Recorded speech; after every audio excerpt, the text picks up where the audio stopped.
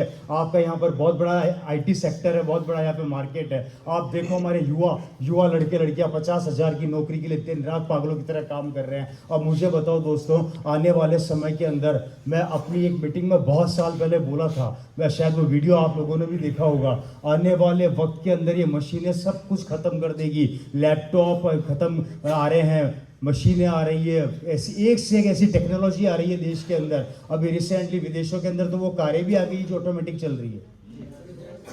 आप टेक्नोलॉजी को रोक सकते हो क्या? है जी, नहीं रोक सकते। टेक्नोलॉजी अपना कब्जा जमाएगी, ये फैक्ट है। पिछले साल के आंकड़े बता देता हूं, इन्फोसिस ने अपने 2000 लड़कों को नौकरी से निकाला सिर्फ और सिर्फ मशीनरी की वजह से। उनके पास एक ऐसा सॉफ्टवेयर आ गया है जो 2000 लड़कों का काम 24 घंटे कर रहा है विदाउट सैलरी। आईटी सेक्टर से लड़के निकाले जा रहे हैं। जनसंख्या को रोक नहीं सकते, नौकरियां बढ़ा नहीं सकते, महंगाई को कंट्रोल कर नहीं सकते, बच्चे बेरोजगार होते जा रहे हैं, काम धंधे बचे नहीं है, जितनी पूंजी इकट्ठी करी धंधा सब खा रहा है, पढ़ाने लिखाने में बच्चे परिवार बर्बाद हो गए।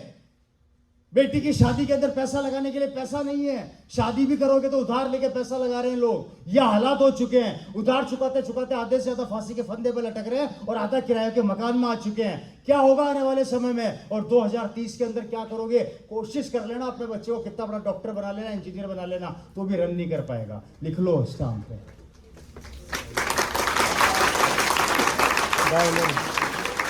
2030 के आंकड़े बता देता हूं। हम तो साला डॉक्टर भी नहीं छोड़ना चाहते, वो लोग हैं। एक नया डॉक्टर, नया लड़का जब अपनी एजुकेशन कंप्लीट करके आप ही के इलाके में दुकान खोलता है ना, तो क्या बोलते हैं उसको? यार इसके पास तो नहीं जाएंगे, मेरे को तो रामलाल की दवाई सूट करती है। झोला चाप। हम तो डॉक्टर तक नहीं बदल। अरे डॉक्टर छोड़ो मेरे भाइयों, हमारे घर की बहन बेटियां तो सब्जी वाला भी नहीं बदलना चाहती। सब्जी लेंगे तो उसी दुकान से लेंगे जहां से बरसों से ले रहे हैं, कोई नया कितनी भी अच्छी सब्जी दे दे। ये मेंटेलिटी सेट है। इस अगर मेंटेलिटी से काम करोगे तो मैं फिर बता देता हूँ, 2030 में आपके आने वाले बच्चा जिसको आप सीने से लगा के रखते हो, जिसको आप प्यार करते हो, उसका भविष्य खत्म हो जाएगा मेरे भाई।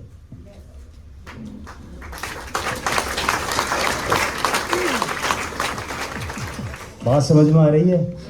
हाथ खड़ा करो ईमानदारी से, कितने लोग हैं जिनको मेरी बात समझ में नहीं आ रही। आगे बढ़े। सिमिलरली मेरे फादर, बहुत गरीब फैमिली से मैं था। 10 बाय 10 के कमरे में मेरा परिवार किराए पर रहा करता था। देखिए मैंने जो आपको बातें बताई है वो सब धरातल की बातें हैं। मेरा एक प्रॉब्लम है मीटिंग का, मैं कभी फालतू की बातें कम करता हूँ।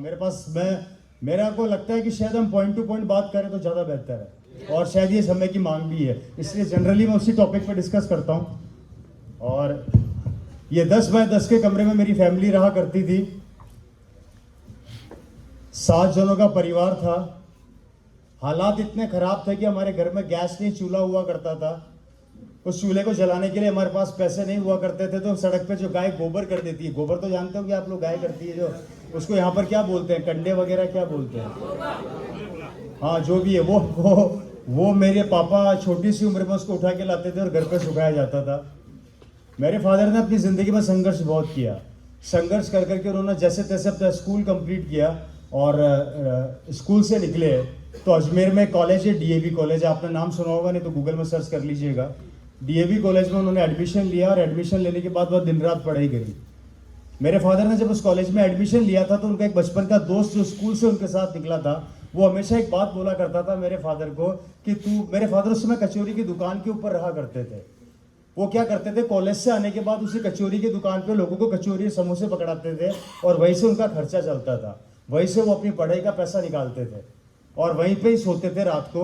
वहाँ से आने के बाद वो जनरली वहाँ से काम करने के बाद वो कॉलेज जाते थे, वापस वहीं पर आके काम किया रहते थे। तो दोस्त ने बोला कि तू मेरे साथ कमरे में रहा कर। मेरे फादर को फिर उन्होंने बार बार बोला तो मेरे फादर ने उसके साथ रूम शेयर कर लिया, जैसे रूम शेयरिंग बोलते हैं। मेरे फादर ने उसके साथ रूम शेयर किया, पर किराया नहीं देते थे उस दोस्त को। वो दिन रात वहाँ पढ़ाई किया करते थे। मेरे फादर आज इस दुनिया में नहीं है। वो उस समय मेरे को बताया करते थे कि रवि, जब हम पढ़ाई किया करते थे उस समय 2 तरह की दवाई चला करती थी, एक तो नींद आने की और एक नींद नहीं आने की। मैं नींद नहीं आने की टैबलेट ले लेके पढ़ाई किया करता था, क्योंकि गरीबी उन्होंने देखी थी। गरीबी इंसान को 2 चीज़ सिखा देती है, या तो डर जा या भिड़ जा, ठीक है, या तो डर जा या भिड़ जा। मेरे फादर को एक चीज समझ में आ गई, भिड़ना है जिंदगी के अंदर, लड़ना है। उन्होंने दिन रात मेहनत करी, पढ़ाई करी। पढ़ाई जैसे ही वो कॉलेज से निकले, मेरे फादर राजस्थान गवर्नमेंट के अंदर ज्वाइंट डायरेक्टर्स बन गए, इक्वलेंट टू IAS ऑफिसर। मेरे फादर की एक महीने की सैलरी उस समय हुआ करती थी 25,000 रुपया महीना गवर्नमेंट में। सरकारी गाड़ी, सुनना, सरकारी कार, बंगला, नौकर चाकर, लाल बत्ती, वो सब मेरे फादर को मिल चुकी थी। एक मजदूर का बेटा आज एक ऑफिसर बन गया। ऐसे केसेस आपने भी काफी सुने होंगे, आपके आसपास, आपके परिवार में भी होंगे। मजदूर का बेटा ऑफिसर बन गया। नहीं, मैं पानी नहीं पीता मीटिंग के बीच में। ऑफिसर बन गया और अच्छी खासी उनकी जॉब लग गई। और मैं समझता हूं उस समय के 25,000 अगर आज से मैं कैलकुलेट करूं तो कितना होगा एवरेज आपके हिसाब से? 2.5-3 लाख रुपया महीना। अच्छी खासा सब कुछ था। 9 कोऑपरेटिव्स डिपार्टमेंट की किसी भी मील को बंद कर सकते थे, चला सकते थे। उनके पास इतना अधिकार था। और कोऑपरेटिव्स के अंदर उस समय रुई से धागा बना करता था राजस्थान में। रुई जो होती ना, रुई, कपास से धागा बनाने का काम होता था। वैसे राजस्थान में जितनी भी मिले थी उनके हेड वही थे। वो जिसको चाहे नौकरी पर रख लें, जिसको चाहे निकाल दे, जिससे चाहे माल या खरीदना होता था, बेच, सब उनके हाथ में अंडर, उनके बिना कुछ होता नहीं था। अच्छी खासी पोस्ट उनको मिल चुकी थी। अगर ऐसी पोस्ट आप लोगों को मिल जाए तो कैसा लगेगा? मजा आएगा कि नहीं आएगा?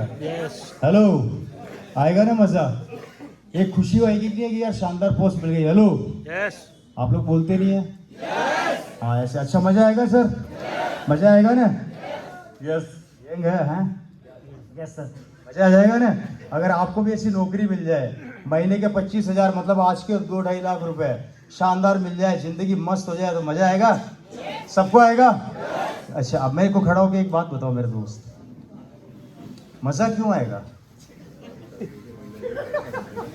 अच्छा, और जब रिटायर होगे तब क्या मिलेगा?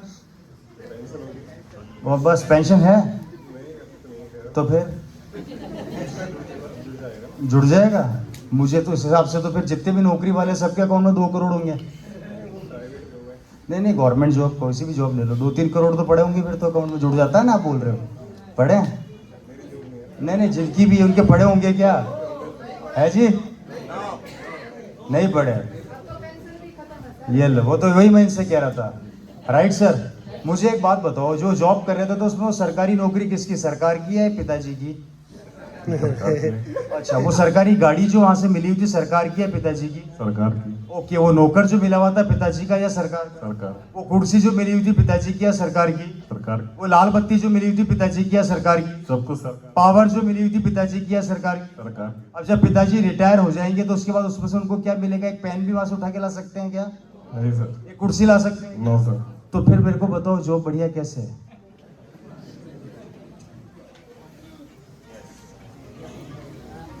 Yes sir. है जी? अब मैं आपको आंकड़े दिखाता हूं, समझना। देखिए, मैं यहां पर किसी जॉब की बुराई नहीं कर रहा, मैं सिर्फ कंपैरिजन कर रहा हूं समझाने के लिए। Right sir? अगर मैं कैलकुलेशन करता हूं, एक आदमी अगर महीने का 1 लाख रुपया कमाता है और वो किसी भी जॉब में है, तो ये 1 लाख रुपया घर के खर्चे में खर्च हो जाता है। मैंने आज तक नहीं सुना कि किसी भी प्राइवेट और गवर्नमेंट जॉब करने वाले के अकाउंट में 2 करोड़ रुपया पड़ा इकट्ठा करते करते इस सैलरी से। संभव है? ये खर्च हो जाता है, क्योंकि राजस्थान में एक कहावत है, जितनी गूंजड़ी उतने पांव ऑटोमेटिक फैल जाते हैं। ये घर के खर्चों में चला जाता है। पूरी जिंदगी नौकरी करने के बाद जब मेरे फादर रिटायर होंगे, या आप लोग रिटायर होंगे, या कोई भी रिटायर होगा, उसको मिलेगा 70 लाख रुपया, जो आपका प्रोविडेंट फंड और जो भी पैसा इकट्ठा होता है। Right sir? वो पैसा इकट्ठा मिल गया आपको, जिसमें से 50 लाख रुपया आप मकान बनाने में खर्च कर दोगे। हेलो, 10 लाख रुपया आप अपने बच्चे की एजुकेशन पे खर्च कर दोगे, और 10 लाख रुपया आप अपनी बेटी की शादी पे खर्च कर दोगे। कितना हो गया? 80 साल की उम्र में आते आते, ये 70 साल में मिला, 80 साल की उम्र तक आते आते आपके बैंक का बैलेंस होगा मुर्गी का अंडा। पेंशन खत्म हो चुकी। Right sir? Yes, sir. Pension खत्म हो चुकी। पूरी जिंदगी मेहनत करने के बाद जिंदगी के 45 से 50 साल देने के बाद आपके अकाउंट का बैंक बैलेंस 80 साल की उम्र में होगा मुर्गी का अंडा, और उस समय आप अपनी बहू को बोलोगे बहू एक कप चाय पिला दे, तो बहू बोलेगी घर के कोने में चुपचाप बैठे रहो, टाइम होगा तो पिलाऊंगी, अभी बिजी चल रही हूं। मतलब पूरी जिंदगी काम करने के बाद बैंक बैलेंस जीरो, अकाउंट में पैसा नहीं बचा, उसके बाद 1 रुपए की इज्जत थी जो खत्म हो गई, बहू तक नहीं पूछती। बेटे से बोलोगे बेटा दवाई दिला दे, तो बेटा बोलेगा पापा पापा मेरे पास अभी पैसे नहीं है, 2 गोली दुकान से लेके आ जाओ, मैं पैसे बाद में दे दूंगा। ये अधिकतर हमारे वहां पर मैंने होते हुए देखा है, मुझे यहाँ का नहीं पता। हेलो, मेरी बात समझ में आ रही है? पूरी जिंदगी गवर्नमेंट या प्राइवेट सेक्टर में काम करने के बाद भी अगर ये लाइफ मिलने वाली है, तो मुझे बताइए नौकरी बेहतर कैसे? सही